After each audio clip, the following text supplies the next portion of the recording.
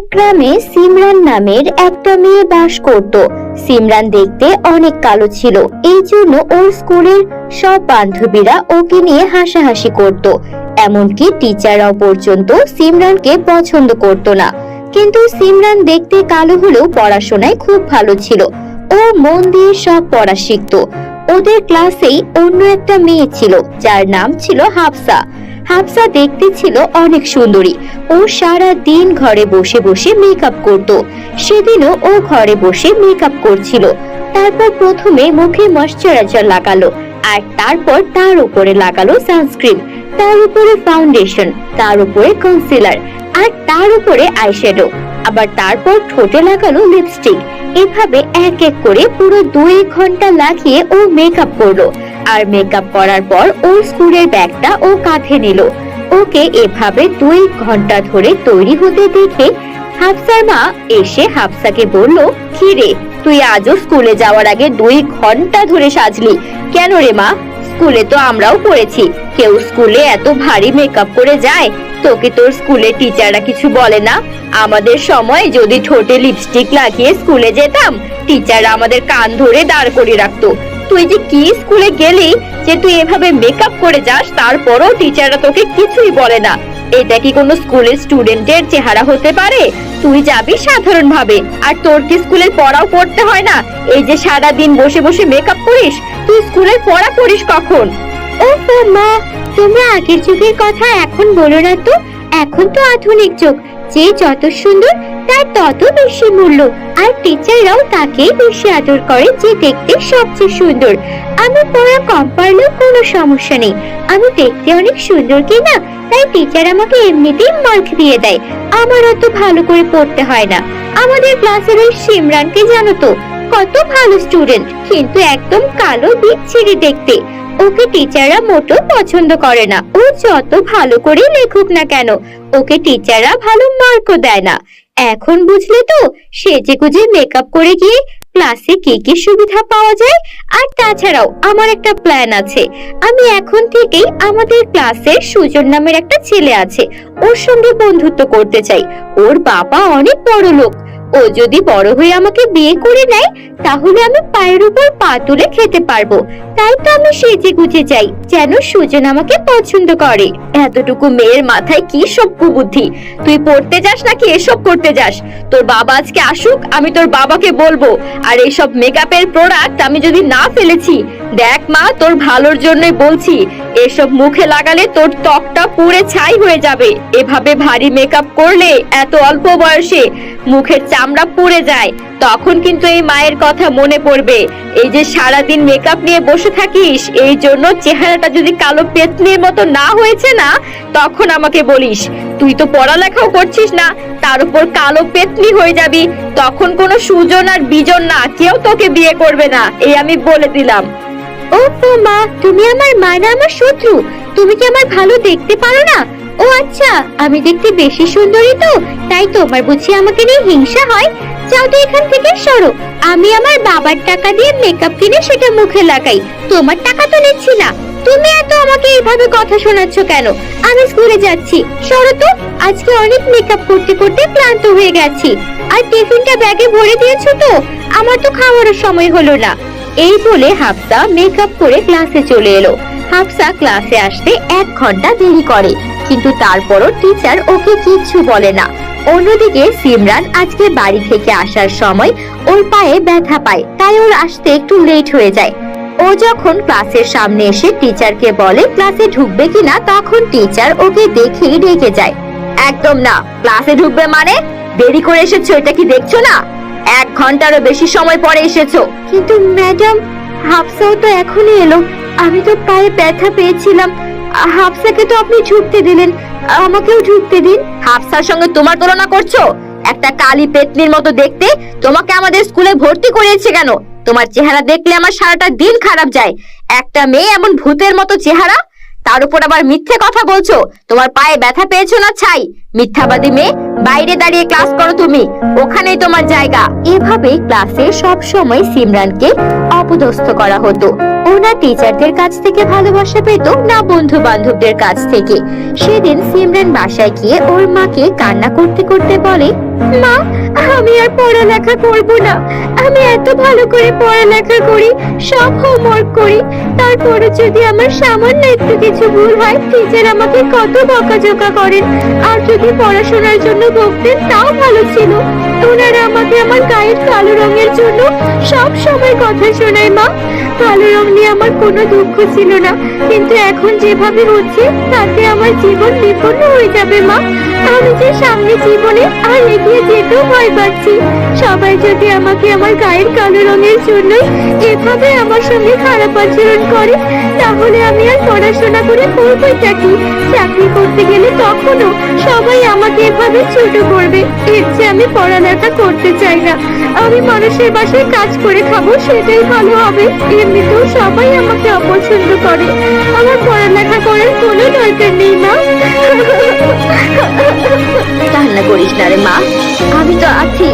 আমি তো ভাবতাম তুই পড়ালেখা করবি, এত ভালো রেজাল্ট করবি, তখন তোর এই গায়ের কালো রং তোকে কোনো কষ্ট দেবে না। কিন্তু এখন দেখছি না, এই সমাজের সঙ্গে তাল মিলিয়ে চলতে গেলে তোকে আমার সুন্দর বানাতেই হবে। ঠিক আছে, তুই চিন্তা করিস না। আমার মা অনেক বড় একজন আয়ুর্বেদিক ছিলেন। উনি ফুল পাতা দিয়ে মেকআপ তৈরি করতে পারতেন। আমি ওনার থেকে শিখে রেখেছিলাম, যদিও এটা আমি আমার কোনো কাজে লাগাইনি। কিন্তু আমি এখন তোর জন্য ওই ফুল পাতা দিয়ে মেকআপ বানাবো, যেন তুই দেখতে অন্য সবার চেয়ে সুন্দর হয়ে যাস। এখনকার যেসব মেকআপ থাকে সেগুলোর মধ্যে অনেক কেমিক্যাল দেওয়া থাকে, ওগুলো লাগালে দুদিন পর চেহারা পুড়ে যায়। কিন্তু এই ফুল পাতা দিয়ে বানানো মেকআপ তোর চেহারা একটুও ক্ষতি করবে না। তোর চেহারা দিন দিন সুন্দর হতে থাকবে, আর 1-2 বছরের মধ্যেই তুই আর সবার চেয়ে অনেক সুন্দর হয়ে যাবি। তুই শুধু একটু কষ্ট করে ধৈর্য ধরে 1-2 বছর অপেক্ষা কর মা, দেখবি সব ঠিক হয়ে যাবে।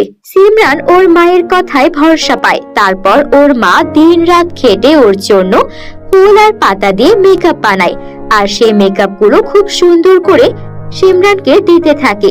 সিমরান সবার কথা ধৈর্য ধরে সহ্য করতে থাকে, মন দিয়ে পড়াশোনা করে, আর ওর মায়ের দেওয়া সেই ফুল পাতার মেকআপ ব্যবহার করে।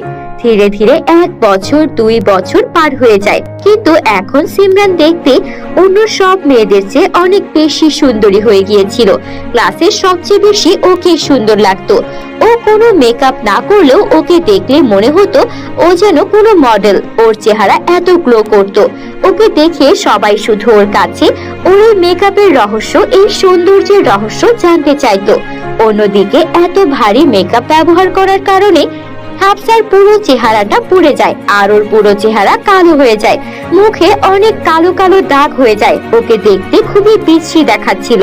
অন্যদিকে সিমরান যেমন সুন্দর হয়ে ওঠে, তেমনি ওর মায়ের সেই ফুল পাতার ফর্মুলা ব্যবহার করে ওর নিজের একটা মেকআপের কোম্পানি খুলে ফেলে, যেখানে ও কালো অসহায় মেয়েদেরকে সেই ফুল পাতার তৈরি মেকআপ দিত, যেগুলো ব্যবহার করে ওরাও অল্প দিনে নিজেদেরকে ভেতর থেকে সুন্দর করে তুলতে পারত।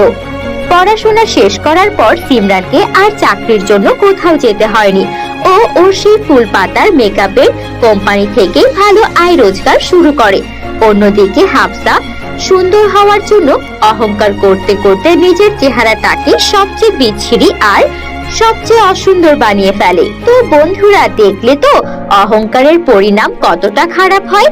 যে অহংকার করে তার সঙ্গে সব সময় খারাপই হয়। তাই আমাদের উচিত কখনো কোনো জিনিস নিয়ে অহংকার না করা। বন্ধুরা, গল্পটি ভালো লাগলে একটা লাইক করে দিও, আর আমাদের চ্যানেলটিকে সাবস্ক্রাইব করে বেল আইকন প্রেস করতে ভুলো না যেন। গ্রামে সীমা ওর মায়ের সাথে বাস করত। সীমার বাবা মারা গিয়েছিল, সীমার মাও অসুস্থ ছিল। তাদের কিছু জমানো টাকা ছিল, যেই টাকা দিয়েই ওদের সংসার চলছিল। একদিন সীমার মা অনেক বেশি অসুস্থ হয়ে পড়ে। তখন তিনি সীমাকে বলে, সীমা, মা, আমার মনে হয় তোর বাবার কাছে ফেরত যাওয়ার সময় চলে এসেছে। আমি আর বাঁচবো না রে। মারে, আমাকে ক্ষমা করে দিস। আমি তোর জন্য কিছু করে যেতে পারলাম না। তোকে আমি এভাবেই একা করে চলে যাচ্ছি। আমাদের জমানো যা কিছু টাকা ছিল সেই সব টাকাও তো শেষ হয়ে গেছে। এখন এখন তো আমাদের আর কিছুই বাকি নেই, শুধু এই বাড়িটা ছাড়া। আমি চাই না তুই এই বাড়িতে একা একা থাক। গ্রামের মানুষজন ভালো না, একা একটা মেয়ের জন্য এই গ্রাম কিছুতেই নিরাপদ না। তোর একটা কাকা আছে কুসুমপুর গ্রামে, আমি জানি তোর কাকিমা অনেক বেশি নিষ্ঠুর, কিন্তু মা, এই গ্রামের থেকে ওটাই তোর জন্য নিরাপদ আশ্রয় হবে। আমার মৃত্যুর পর তুই কুসুমপুর গ্রামে তোর কাকার বাড়িতে চলে যাস, আর কোন রকমে কাকির মন জুগিয়ে চলার চেষ্টা করিস। তোর কাকা অনেক ভালো মানুষ, তোর কাকিকে যদি একটু বোঝাতে পারিস তাহলেই তুই সেখানে আশ্রয় পেয়ে যাবি। নিজের খেয়াল রাখিস মা। এই বলে সীমার মা সেখানেই শেষ নিঃশ্বাস ত্যাগ করেন। সীমা ওর মায়ের কথা মতো দেখে ওর কাকা বাড়িতে নেই, সে কাজের উদ্দেশ্যে বিদেশে গেছেন, তাই শুধু কাকি বাড়িতে আছে। কাকি সীমাকে দেখা মাত্রই চিৎকার শুরু করেন, তোর মা মরেছে তো তুই আমাদের বাড়িতে কেন এসেছিস? তুই জানিস না তোদের মতো গরিবদের সঙ্গে আমি সম্পর্ক রাখতে চাই না? বেরিয়ে যা এখান থেকে, তোর কাকা বাড়িতে নেই, তাই এখানে তোরও জায়গা হবে না। বেরিয়ে যা বলছি, আমি এখানে কোনো গরিব ভিখারিকে জায়গা দিতে পারবো না। কাকি, এমনটা বলবেন না, আমি যে অনেক আশা নিয়ে আপনার কাছে এসেছি, মা পাঠিয়েছে আপনার কাছে। কাকি, আমি আপনার বাড়ির সব কাজ দরকার হবেই, আপনি আমাকে না হয় কাজের মেয়ে হিসেবেই রেখে দেবেন। আমাকে মাত্র একবেলা খাবার দিলেই হবে, আমি ঘরের একটা কোণে পড়ে থাকবো, আপনাকে একটুও বিরক্ত করব না। আমাকে একটু জায়গা দিন না কাকি, আমার যে যাওয়ার কোনো জায়গা নেই। আমি আমি আপনাকে একটু বিরক্ত করব না, কথা দিচ্ছি। আপনার সেবা করব, আপনার সব কথা মেনে চলবো। আপনি যা বলবেন, যেভাবে বলবেন সেভাবেই করব। আমার উপর একটু দয়া করুন কাকি। কাকি তখন মনে মনে ভাবে, ঠিক আছে, এটাকে রেখেই দেই। এমনিতেও আমার একটা কাজের লোকের খুব দরকার, এখন তো কাজের লোক পাওয়াই যায় না। একটা কাজের লোক রাখতেও কম হলেও 5,000 টাকা খরচ করতে হয়। বিনে পয়সায় এই মেয়েকে কাজের লোক হিসেবে রেখে দিলে আমার ক্ষতি কি? আর তাছাড়াও ওর যে বাপের সম্পত্তিটুকু আছে, ওটুকুও যদি নিজের নামে করে নিতে পারি, সেটা বিক্রি করলেও বেশ টাকা পাবো। এটাকে বরং কাজের লোক হিসেবেই রেখে দেই। তখন কাকি বলে, এই শোন, ঠিক আছে ঠিক আছে, তোকে তোর এই বাড়িতে কাজকর্ম আমি সব বুঝিয়ে দেব, তুই থাক এই বাড়িতে। তবে হ্যাঁ, এক বেলায় খাবার দেব, যা খাবার আমি দেব তা মুখ বন্ধ করে খেয়ে নিবি। আর হ্যাঁ, তোর যে বাপের যে জমির দলিলটা আছে ওটা আমাকে দে, ওটা আমি আমার কাছে রাখবো। তুই এখানে আছিস, আমার খাবি পড়বি, আমার একটা খরচ আছে না। তারপর কাকি সীমার কাছ থেকে ওর বাবার এক টুকরো জমির দলিলটাও নিয়ে নেয়। সীমা কাকির বাড়িতেই থাকতে শুরু করে। কাকি ছিলেন অনেক অত্যাচারী নিষ্ঠুর মহিলা, সে ইচ্ছে করে সীমাকে দিয়ে অনেক বেশি বেশি কাজ করাতো, আর একটু সামান্য ভুল হলেও ওকে অনেক মারধর করত। কাকি তো আমাকে দিয়ে অনেক বেশি কাজ করায়, সারা দিন কাজ করি, তারপর ঠিক করে একবেলা খাবারও দেয় না। আমি কি এখানে এসে ভুল করলাম? কিন্তু মা তো বলেছিল এখানেই আমার জন্য নিরাপদ হবে, আমি অন্য কোথাও থাকতে পারবো না। কিন্তু কাকি আমার উপর যেভাবে অত্যাচার করছে, সেভাবে তো বেঁচে থাকাও অসম্ভব। এসব ভেবে ভেবে সীমা কাজ করছিল। হঠাৎ অসাবধানতায় আমার এত দামি গ্লাসটা ভেঙে ফেললি। আজ তোর একদিন কি আমার একদিন। আমার বাড়িতে থাকবি, আমারটা খাবি, আর আমার ক্ষতি করবি। একবেলা খাওয়াচ্ছি, কত টাকা খরচ হচ্ছে তার কোনো খবর আছে? বেরিয়ে যা বলছি, এই বাড়ি থেকে এখনই বেরিয়ে যা। তোর মতো কাজের লোকের আমার কোনো প্রয়োজন নেই। যে কিনা আমার ক্ষতি করবে তাকে আমি বাড়িতে পুষবো? দরকার নেই, যা বলছি। একটা কাজও তো ঠিক মতো করতে পারিস না, একটা কাজ করতে গেলে 10 ঘন্টা লাগাস। ফাঁকিবাজ কোথাকার, বেরিয়ে যা বলছি। এই বলে কাকি সীমাকে বাড়ি থেকে বের করে দিল। সীমা বাড়ি থেকে কাঁদতে কাঁদতে বেরিয়ে এলো আর জঙ্গলের পথে হাঁটতে লাগলো।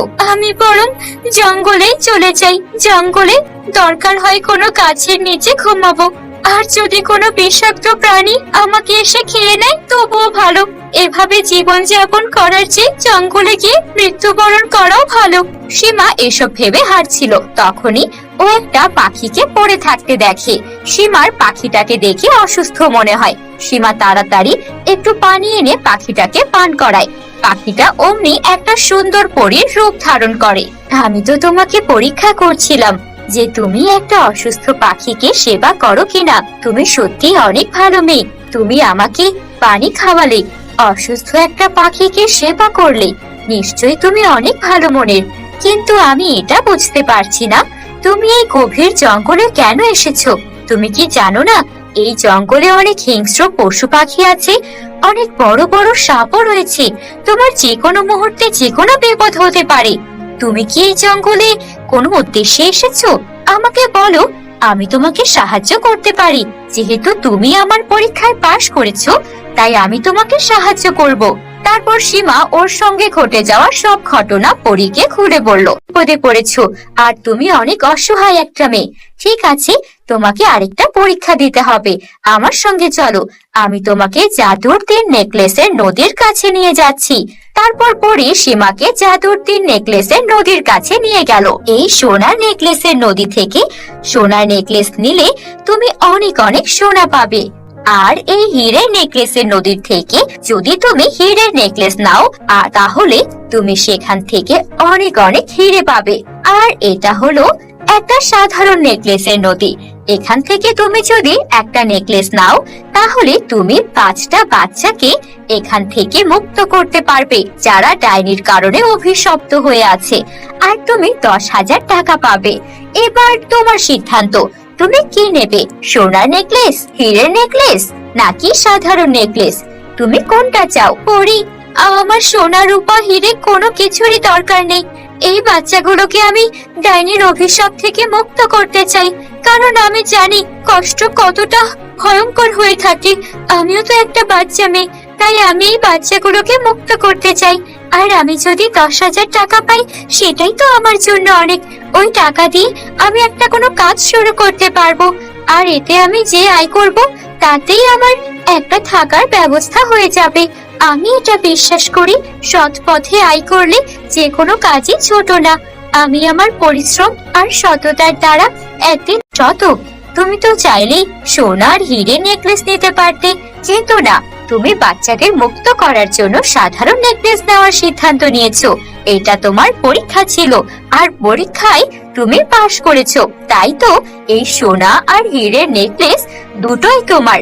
এই সোনা নেকলেস থেকে তুমি যত খুশি তত সোনা নিতে পারবে, আর হীরে নেকলেসের থেকে তুমি যত খুশি তত হীরে নিতে পারবে। আর এগুলো তুমি যখন বিক্রি করবে, তুমি অনেক টাকার মালিক হয়ে যাবে। তোমার জীবন অনেক সুন্দর হোক, আমি এই কামনাই করি। এই বলে পরী সেখান থেকে চলে গেল। আর সীমা সোনা আর হীরের নেকলেস নিয়ে আসলো। তারপর সোনা আর হীরের নেকলেসের কাছ থেকে সোনা আর হীরে নিয়ে সেগুলো বিক্রি করলো। আর যে টাকা পেল তাতে নিজের জন্য নতুন একটা বাড়ি নিয়ে নিল। থাকার জায়গা হয়ে গেল। পরবর্তীতে আর কোনো দুঃখই রইল না। ও সুখে শান্তিতে জীবন কাটাতে লাগলো। বন্ধুরা, গল্পটি ভালো লাগলে একটা লাইক করে দাও। আর তোমরা যারা গল্পটি দেখছো, তোমাদের নাম কমেন্টে লিখে জানাও। আর আমাদের চ্যানেলে নতুন হয়ে থাকলে চ্যানেলটিকে সাবস্ক্রাইব করে বেল আইকন অন করে দাও। বাই বাই বন্ধুরা।